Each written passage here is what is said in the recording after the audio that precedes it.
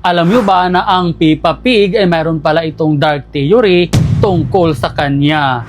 Ito si George, ito naman si Peppa Pig at ang kanyang Mama Pig, Daddy Pig. I'm Peppa Pig. This is my little brother George. This is Mummy Pig. And this is Daddy Pig. Peppa Pig.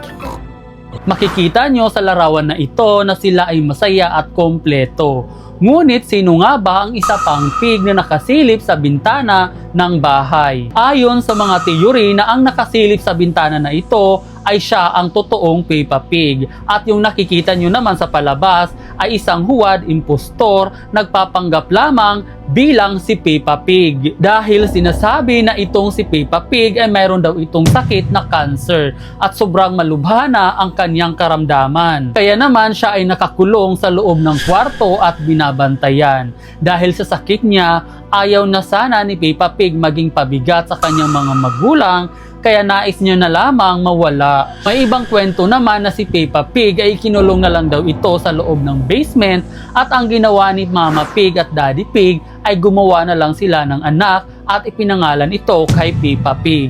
Kaya naman ang napapanood ninyo ngayon na Peppa Pig ay pangalawa lang ito. Hindi siya ang original na Peppa Pig. Ang saya siguro nila tingnan kung tatlo silang magkakapatid.